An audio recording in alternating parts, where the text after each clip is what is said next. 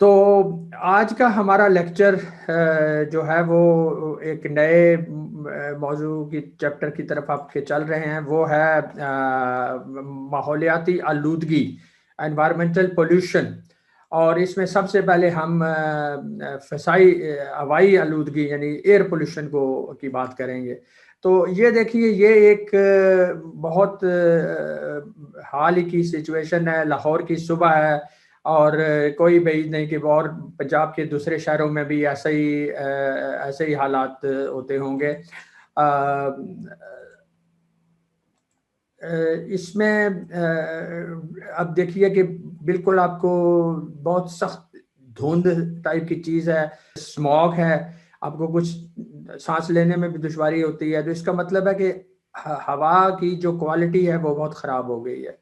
तो अब हवा की क्वालिटी को मापने के लिए कोई पैमाना होना चाहिए, कोई नंबर होना चाहिए। जैसे आप अपना आपको बुखार होता है तो आप टेम्परेचर नापते हैं। अगर 104 105 हो तो कहते हैं बहुत ज़्यादा बुखार है, और अगर 101 हो, 99 हो, 100 हो तो आप कहते हैं कि बुखार है लेकिन कम है। तो 98.6 हो तो नॉर्मल है। तो इसके लिए कोई पैमाना, कोई नंबर होना चाहिए। तो क्वालिटी ऑफ द एयर, हवा का मेयार किस तरह नापा जाए, तो ये एक आप देखिए चार्ट है। और ये है मैं आपको दिखाना चाहता हूँ। यहाँ पे ये नीचे लिखा हुआ है, यहाँ पे ये देखिए, जनवरी 1, ये इस साल के शुरू का, इस साल का पहला दिन सुबह 9 बजे। तो ये कुछ नंबर लिखे हुए हैं। लाहौर बहावलपुर के आगे लिखा हुआ है 354, लाहौर के आगे लिखा है 328, और आगे कम हो रहे हैं। तो इसका मतलब लग रहा है कि ये बहावलपुर और पंजाब में ज़्यादा हवा की क्वालिटी ख़राब है। तो ये क्वालिटी अब देख नापते किस तरह है। तो ये देखिए, ये ऊपर एक चीज़ लिखी हुई है लाल डिब्बे में, जिसमें लिखा हुआ है USAQI। तो यूएस से तो यूनाइटेड स्टेट, तो ये स्टैंडर्ड है, लोग इसी को अडॉप्ट करते हैं। तो AQI क्या है? तो AQI आया है एयर क्वालिटी इंडेक्स से। तो लाहौर में 1 जनवरी से 3 दिन पहले, सनी 27 दिसंबर को, इसकी जो रिकॉर्ड वैल्यू थी वो 366 थी। तो अब हम देखते हैं कि ये जो, जिस तरह मैंने अभी टेम्परेचर की मिसाल दी थी, इसी तरह हम देखते हैं कि इनकी जो मुख्तलिफ रेंजेस होती हैं वो क्या होती हैं, और उसमें हमें क्या उनके असरात होते हैं। तो आमतौर पे नक्शों में या नेट पे या जब भी कहीं, तो ये रखा गया कि अगर एयर क्वालिटी इंडेक्स 0 से 50 हो, इसे गुड कहते हैं, इसे ग्रीन से दिखाते हैं। और इसमें होता क्या है, ग्रीन से जब दिखाते हैं तो इसका मतलब है कि इस एयर क्वालिटी का कम से कम असर है, कोई घबराने की बात नहीं है। नॉर्म मतलब ये सबसे बेहतर चीज़ है। अगर येलो हो जाए तो इसमें यह है कि बेहतर है, लेकिन जो हसास लोग हैं, जिनको किसी तरह से कोई सांस लेने में अदरवाइज कोई एलर्जी होती है या कोई चीज़ होती है, तो उनको सांस लेने में दिक्कत हो सकती है इस येलो रेंज में 51 to 100 AQI नंबर में। और अगर AQI नंबर 100 से ऊपर हो जाए और 150 से नीचे रहे तो फिर जो दमा वगैरह के मरीजों को सांस में तकलीफ, दिल के मरीजों, बच्चे और बड़े बूढ़ों को सांस लेने में तकलीफ होगी। बाहर बाहर जाने से परहेज करना चाहिए। और अगर 151 से 200 हो जाए तो ये रेड में चली गई, यानी कि ये बहुत ही अनहेल्दी है।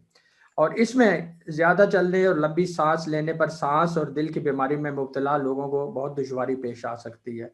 और इससे आगे फिर पर्पल आ गई, जो बहुत ही अनहेल्दी है, और लोगों को सांस की बीमारी हो सकती है। फेफड़ों और दिल की बीमारी वाले मरीजों को बहुत दिक्कत हो सकती है।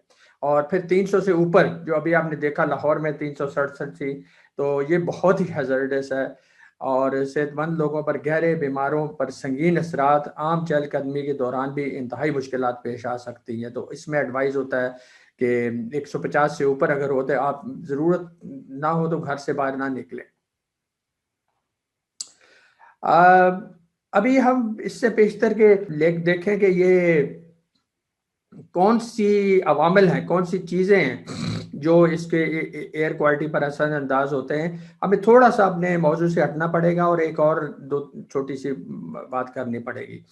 आपको याद होगा कि हमने आपके कद को 1 मीटर तकरीबन नाप कहते हुए या कहा था कि आप अंदाज़ा होगा कि 1 मीटर क्या होता है। तो हमने देखा था कि 1 मीटर का 1000वां हिस्सा 1 मिलीमीटर हो जाता है और 1 मिलीमीटर का 1000वां हिस्सा फिर 1 माइक्रोमीटर हो जाता है। यानी कि एक मिलियंथ हिस्सा 1 मीटर का 1 माइक्रोमीटर हो जाता है। तो इसी अच्छा, अब अगर मीटर की दूसरी साइड पे चले, मीटर को 1000 से ज़रब दें तो 1 किलोमीटर बन जाता है। इसका मतलब ये हुआ कि 1 मीटर जो है 1 किलोमीटर का 1000वां हिस्सा है। तो इसी तरह अगर हम 1 किलोग्राम का वजन लें तो उसका 1000वां हिस्सा 1000 1 ग्राम आएगा, क्योंकि हमने जैसे बोला 1 मीटर को 1000 से ज़रब देंगे 1 किलोमीटर बनेगा, 1 ग्राम को 1000 से ज़रब देंगे किलोग्राम बनेगा, 1 किलोग्राम का को 1000 से तकसीम करेंगे 1 ग्राम बनेगा। तो बिल्कुल उसी तरह 1 ग्राम का जब 1000वां हिस्सा करेंगे तो 1 मिलीग्राम बनेगा और 1 मिलीग्राम के जब 1000वां हिस्सा करेंगे तो 1 माइक्रोग्राम बनेगा। ये तो हो गए वजन के यूनिट्स। वजन बहुत जाहिर है, आप देखें कि आपने अगर चीनी लेनी हो बाजार से, चावल लेनी हो तो आप किलोग्राम में मापेंगे, लेकिन अगर आपने कोई बहुत कीमती चीज़ लेनी हो, सोना लेना हो, तो उसके आप ग्राम में या मिलीग्राम में वजन करेंगे। तो ये ध्यान रखिएगा कि ये वजन के यूनिट्स हैं, ग्राम, मिलीग्राम और माइक्रोग्राम। ओके, अब हम थोड़ा सा आते हैं हुजम की तरफ। वॉल्यूम क्या होता है? तो मेरा ख्याल है आप जिस क्लास में हैं आपको वॉल्यूम के बारे में इल्म ही होगा। थोड़ा सा रिव्यू कर लेते हैं। आप ये देखिए, ये हमारे पास एक स्क्वायर है, एक मुरब्बा है जिसकी दोनों साइडें 1 मीटर 1 मीटर, 1 मीटर ऊंचाई, 1 मीटर लंबाई, 1 मीटर चौड़ाई। तो इसका एरिया आपको पता है, हम कहेंगे 1 मीटर स्क्वायर। यानी कि स्क्वायर इसलिए कि ये एक स्क्वायर है और 1 इसलिए कि 1 ज़रबे 1, 1 मल्टीप्लाई 1, तो 1 मीटर मल्टीप्लाई 1 मीटर, वैसे भी 2 दफ़ा मीटर मल्टीप्लाई होगा तो स्क्वायर हो जाएगा, तो इसको हम 1 मीटर स्क्वायर लिखेंगे। तो यानी कि एरिया निकालने के लिए हम दोनों साइडों पे एक लंबाई और एक चौड़ाई, दोनों ये नहीं करना कि लंबाई लंबाई या चौड़ाई चौड़ाई को मल्टीप्लाई करें, बल्कि एक लंबाई और एक चौड़ाई, इसको ज़रब देंगे तो जवाब आ जाएगा हमारे पास। इसी इसको यूं देख सकते हैं कि अगर आपके पास एक पट्टी हो जिसकी लंबाई 2 मीटर हो और चौड़ाई आधा मीटर हो, 0.5 मीटर हो, तो वो भी ज़रब खा के 1 मीटर आ जाएगी स्क्वायर।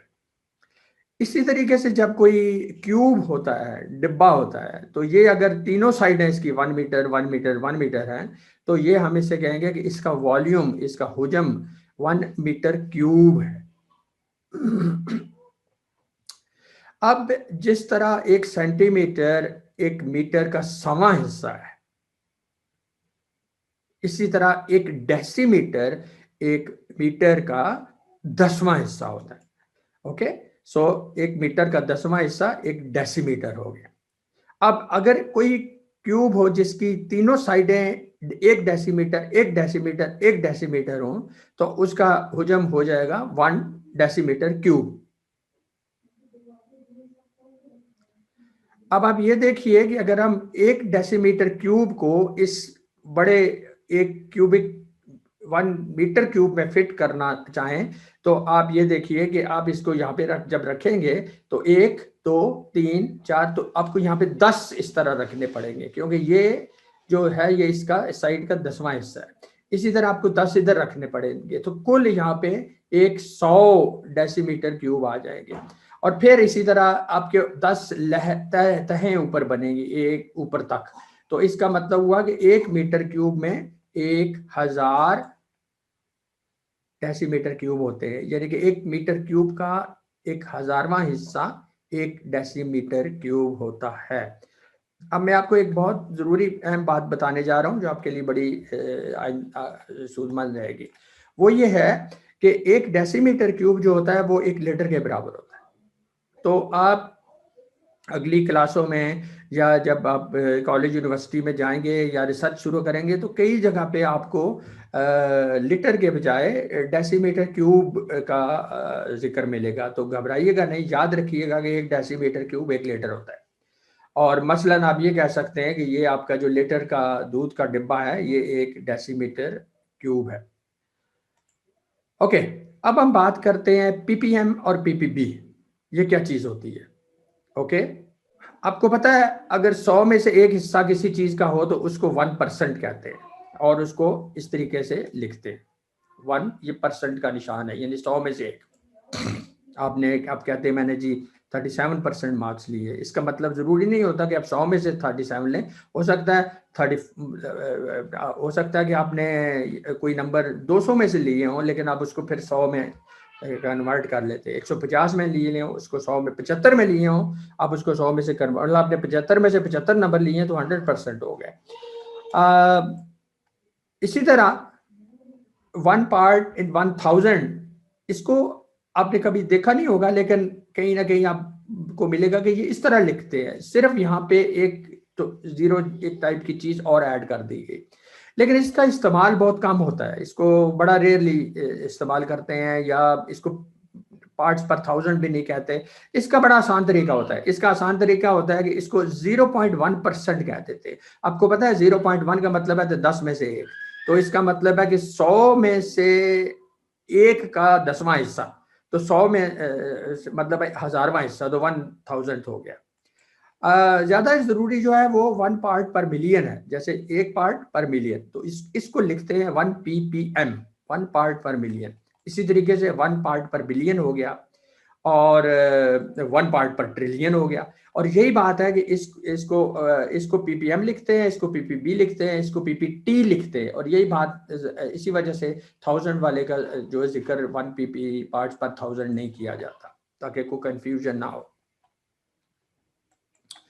एक और बड़ी ज़रूरी चीज़ जो आपकी अगेन आपको आगे जाके इसकी ज़रूरत पड़ेगी, वो ये है कि जब भी आप परसेंटेज, पीपीएम, पीपीबी, पीपीटी की बात करेंगे तो आपके दोनों चीज़ें जो हैं वो एक जैसी होनी चाहिए या उनके यूनिट्स एक जैसे होने चाहिए। मिसाल के तौर पे आपने जब कहते हैं कि हमारे इस ग्रुप में बच्चियों की तादाद इतने परसेंट है या बच्चों की तादाद, लड़कों की तादाद इतने परसेंट है, तो दोनों हम स्टूडेंट्स की बात कर रहे हैं। इसी की एक और मिसाल मैं आपको ये देता हूं कि आप ओके, तो अभी जैसे हमने बात की, जब हम पार्ट्स पर मिलियन, परसेंटेज इनकी बात करते हैं तो दोनों के यूनिट एक जैसे होने चाहिए। अगर यूनिट एक जैसे नहीं है तो बड़ी गड़बड़ हो जाएगी। या तो एक चीज हो, मसलन इतने संगतरों में, इतने किनों में से मैंने 50% उठा लिए, तो मुझे पता है कि मैं क्या बात कर रहा हूं। लेकिन अगर वो या एक जैसी यूनिट्स नहीं है तो फिर हमें उनका या जो है वो यूनिट्स एक जैसे होने चाहिए। इसकी मिसाल मैं आपको बड़ी मजे की मिसाल देता हूँ कि आपको कोई अगर कहे कि आपने बिरयानी पकानी है और आपने उसमें चावल और गोश्त या मुर्गी बराबर डालनी है, तो इसका क्या मतलब है। अगर किसी मुझ जैसे नादान बंदे को वो मैं समझूंगा अच्छा चावल और मुर्गी बराबर डालनी है तो एक मुर्गी डालनी है और एक चावल डालना है, तो आप इस बात पे जरूर हंस रहे होंगे कि ये क्या बात हुई। लेकिन हमें डेली लाइफ में पता है कि जब हम बात करते हैं बराबर डालना है तो हमारे ज़हन में होता है कि हमने दोनों का वजन बराबर डालना है, यानी कि 1 किलोग्राम की अगर मुर्गी का गोश्त है तो 1 किलोग्राम चावल डालने। तो ये बड़ा ज़रूरी है कि दोनों चीज़ें एक जैसी होनी चाहिए। जैसे कि मिसाल ये है, आप देखिए कि अगर 100 मॉलिक्यूल्स में से 23 मॉलिक्यूल्स हवा के ऑक्सीजन के होते हैं तो हम कहते हैं हवा में ऑक्सीजन की मिकदार 23% है। अगर 30 मिलीग्राम 1 किलोग्राम में, ओके, सो हम बात कर रहे थे कि अगर आप 23 मॉलिक्यूल्स हों, 100 मॉलिक्यूल्स गिने आप हवा में और उसमें से 23 ऑक्सीजन के निकले तो आप 23% कहेंगे। इसी तरीके से अगर आप 30 मिलीग्राम किसी चीज की 1 किलोग्राम में डालेंगे तो वो 30 पीपीएम हो जाएगी, क्योंकि 1 मिलीग्राम जो है 1 किलोग्राम का 1000 है और 1 मिलीग्राम 1000 किलोग्राम का बिलियन पार्ट। अच्छा, अब ये इसी तरह माइक्रो लीटर अगर आप 1 लीटर में डालेंगे। अच्छा, पानी की दिलचस्प मिसाल ये है कि इसका बाई चांस इसके 1 लीटर का वजन 1 किलोग्राम होता है, तो इसलिए पानी में अगर आप किसी चीज की मिलीग्राम 1 लीटर पानी में डालेंगे तो उसको आप 1 ppm कह सकते हैं। इस वजह से नहीं कि वरना वैसे तो ये गलत बात है, क्योंकि उधर हम पानी वजन की बात कर रहे हैं और उधर पानी की लीटर की बात कर रहे हैं, लेकिन क्योंकि असूलन मिलीग्राम और किलोग्राम होना चाहिए, लेकिन चूंकि पानी 1 लीटर होता ही 1 किलोग्राम है, इसलिए पानी के लिए अक्सर आप देखेंगे कि आपकी किताबों में आगे चल के मिलीग्राम 1 लीटर में डालने से या 1 डेसीमीटर क्यूब में डालने से 1 ppm बन जाता है। ये याद रखने की बात है। ओके, अब हम आते हैं कि हवा को कौन सी चीज आलूदा करते हैं। तो इसमें सबसे पहले हवा में मुअल्लक ज़र्रात, जब बहुत बारीक ज़र्रात जो हैं हवा में तैर रहे होते हैं तो इन्हें हम सस्पेंडेड पार्टिकल्स कहते हैं। ये कहाँ से आते हैं? ये फ्लाई ऐश एक चीज़ होते हैं जो भट्टियों से जब धुआं निकलता है तो उसमें मोटे मोटे आप देखेंगे कि फजा में ज़र्रात भी चल रहे उड़ रहे होते हैं, जिनको फ्लाई ऐश कहते हैं। धुआं, डस्ट, फॉग और फ्यूम्स, ये सारी चीज़ें, और इनका साइज बहुत वेरी करता है और इनका मुख्तलिफ जगहों से आते हैं। ये बड़े बजाते खुद बड़े नुकसानदेह हो सकते हैं और कैंसर कर भी सकते हैं। और खैर, जैसे हमने तस्वीर में भी देखा, ये ईंटों के भट्टे या जो गाड़ियां हमारी चलती हैं डीजल, उनसे निकल सकते हैं। और दूसरी बड़ी एक इसकी जो सोर्स है वो है जो हम क्रॉप रेजिड्यू बर्निंग, जैसे चावल की फसल है तो उसके पीछे जो बच जाते हैं, या और कपास की या गंदम की, तो उसको जब हम जलाते हैं तो ताकि नई खेत तैयार किया जा सके, तो वहां से जो वो भी बड़े एक माहौल को गंदा करते हैं। तो अब साइंसदानों ने ये किया हुआ है कि आप खुद अंदाजा लगा सकते हैं कि जितने बारीक ये ज़रात होंगे उतने ज़्यादा नुकसानदेह होंगे। तो उन्होंने कहा जी कि हमें ये नापना है कि less than 10 micron, less than 10 micrometre जिनकी डायमीटर हो, जो मोटे हों, इनको कोर्स या फाइन पार्टिकल्स कहते हैं। और लेस देन 2.5 इनको बिल्कुल फाइन पार्टिकल्स कहते हैं, बहुत बारीक। और एक और भी ग्रेडिंग है 0.1 माइक्रोन। तो ये बहुत ही अल्ट्रा फाइन पार्टिकल्स है, और इनका भी हम देखेंगे कि इनका नुकसान क्या है। तो थोड़ा सा इनके यूनिट सब क्या है, इनके यूनिट्स हैं माइक्रोग्राम पर मीटर क्यूब। तो आपको अंदाजा हो गया कि हमने क्यों पीछे माइक्रोग्राम के बारे में पढ़ा और मीटर क्यूब के बारे में पढ़ा।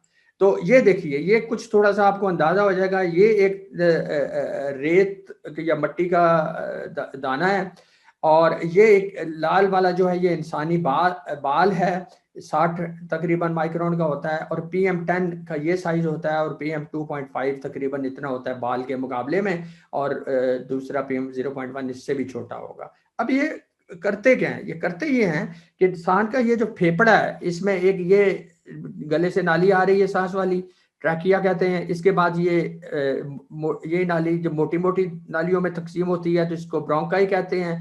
फिर ये और थोड़ी सी बारीक होती हैं तो इनको ब्रोंक्यूल्स कहते हैं। और फिर बिल्कुल आखिर में जाके जहाँ से ये फिर फेफड़े को ऑक्सीजन मिलती है, उनको एल्वियोलाई कहते हैं।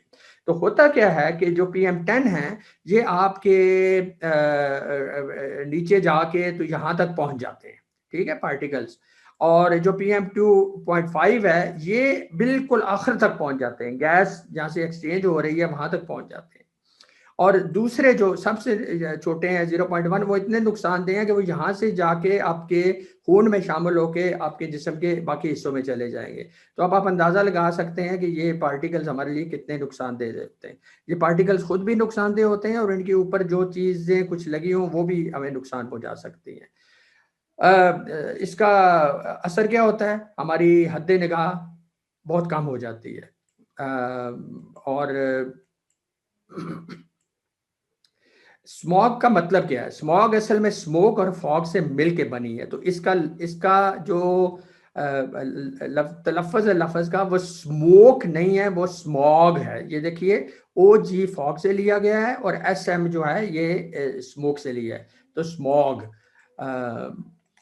और चूंकि इसकी रोशनी मर्तइश हो जाती है, इंतशार का शिकार हो जाती है, इसलिए ये इसको विजिबिलिटी कम हो जाती है, और उसकी वजह से फिर हमारी सड़क पे ट्रैफिक, जहाज़ों की उड़ान और चीज़ें डिस्टर्ब होती हैं।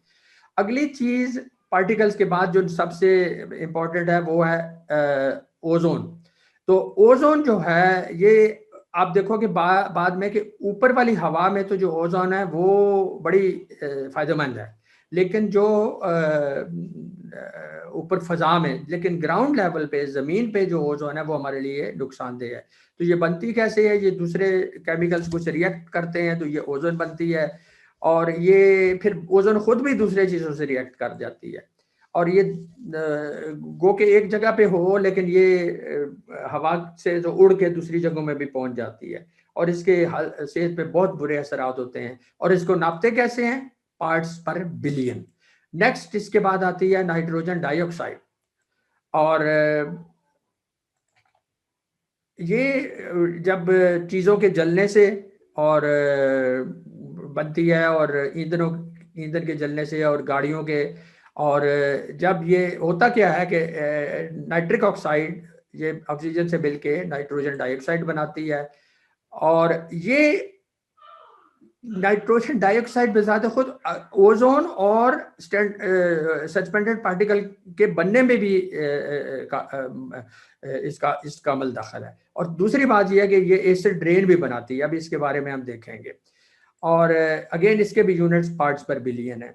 तो नाइट्रिक ऑक्साइड सबसे ज़्यादा शहरों में, गाड़ियों में बनती है। तो ये गाड़ी का हमने दिखाया है। तो आजकल जितनी अच्छी गाड़ियां बाहर से इंपोर्ट हो रही हैं या अच्छी गाड़ियां, उनके अंदर ये कैटालिटिक कन्वर्टर लगा है। इसका काम क्या होता है, इसका काम ये होता है, अब बाकी चीज़ों को मत घबराइए, देखिए सिर्फ ये देखिए कि यहाँ से एक नाइट्रोजन ऑक्साइड या जिनमें नाइट्रोजन डाइऑक्साइड भी जिसका एक हिस्सा है वो एंटर हो दाखिल हो रही है, और यहाँ से ये नाइट्रोजन जो बेजरर है निकल के बाहर आ रही है। इसके बाद अगली चीज़ जो आती है वो है हमारी कार्बन मोनोऑक्साइड।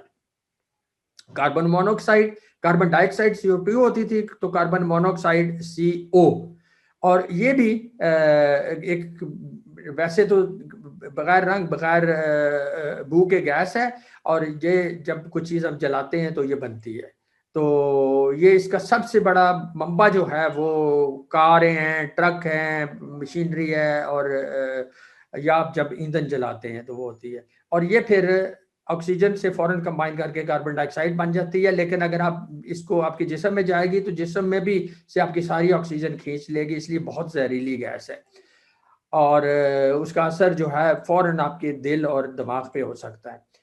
और जब आप बहुत ज़्यादा इसको अगर सांस ले ले इसके माहौल में तो आपकी मौत भी हो सकती है। अगेन इसके यूनिट्स पार्ट्स पर मिलियन है। अगली आगे जी सल्फर डाइऑक्साइड। सल्फर डाइऑक्साइड भी एक बेरंग गैस है, लेकिन इसकी बहुत गंदी बदबू होती है, ये फौरन पता चल जाता है। सल्फर की कोई भी चीज़ होगी तो उसकी बू होगी। इसका सबसे बड़ा मंबा ऐसा होता है, ऐसा कोयला इस्तेमाल किया जाए जिसमें सल्फर मौजूद हो तो वहाँ से ये निकलती है। डीजल में भी होती है, पेट्रोल में भी होती है, और अगर कहीं आतिशफ़शां वगैरह फटे तो वहाँ से भी आती है। और ये बहुत तकलीफ दह चीज़ है, ये सख्त तकलीफ हो जाएगी आपको, आपकी आंखों में जलन शुरू हो जाएगी, गले में, नाक में, और अल्टीमेटली फेफड़ों को नुकसान हो जाती है। और ये फिर आपस में भी देखिए इन चीज़ों का कितना रब्त है कि ये सस्पेंडेड पार्टिकल से रिएक्ट करके तो दमे वालों को और नुकसान पहुंचाती है, और ये भी एसिड रेन बनाती है, और इसका भी यूनिट्स पार्ट्स पर बिलियन है। अब ये 4-5 चीजें थी जो कि एयर क्वालिटी को इफेक्ट करती हैं। अब एयर क्वालिटी इंडेक्स कैलकुलेट कैसे किया जा सकता है, ये आसान सा एक फार्मूला है, लेकिन उसमें हम नहीं जाएंगे। हम आपको सिर्फ एक छोटा सा चार्ट दिखा रहे हैं जिससे आपको अंदाजा हो जाएगा कि एयर क्वालिटी इंडेक्स, ये देखिए अगर पार्टिकुलेट मैटर एक चीज को ले लेते हैं, हम पार्टिकुलेट मैटर को ही ले लेते हैं, अगर ये 0 to 50 है तो ये गुड है, ये देखिए ये इसके साथ मैच कर रहा है। लेकिन ऐसा करते नहीं, होता ये है कि इन सब को लेके तो ये एयर क्वालिटी इंडेक्स। लेकिन आप ये देख लीजिए कि अगर कोई भी इनमें से चीज बढ़ रही है तो एयर क्वालिटी इंडेक्स खराब हो रहा है। ये देखिए यहाँ पे ओजोन कितनी कम थी, ये बढ़ते बढ़ते ये 700-800 के करीब चली गई है। तो ये तो हो गया एयर क्वालिटी। अब हम थोड़ी सी आखिर में बात करते हैं तेजाबी बारिश की। अभी हमने बात की कि दो चीज़ें हमने कहा था कि नाइट्रोजन डाइऑक्साइड और सल्फर डाइऑक्साइड, ये दोनों एसिड रेन प्रोड्यूस करती हैं।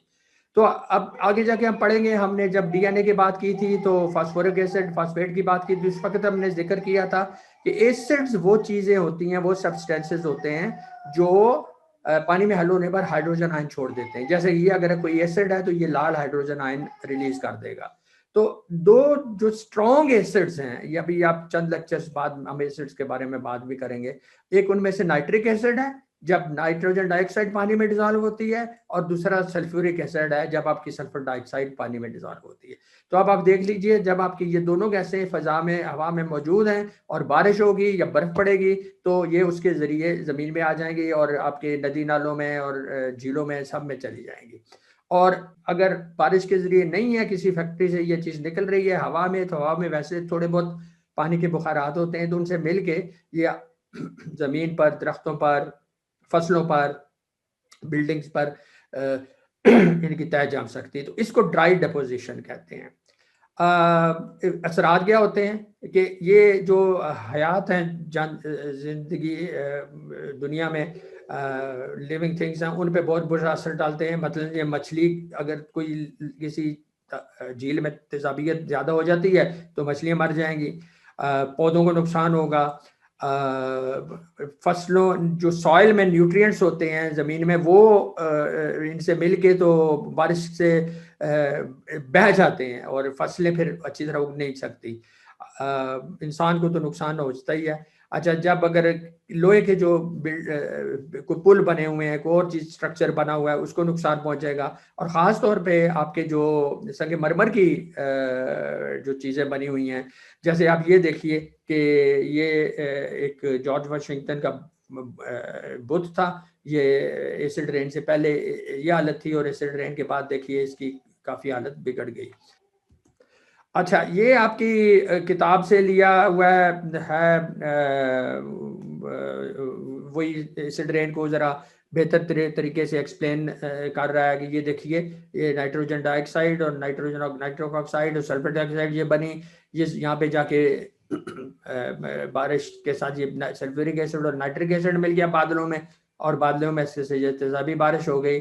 और ये जनाब कुदरती ज़राए भी हैं, अगर आतिशफ़शां वगैरह फटे तो वहाँ से भी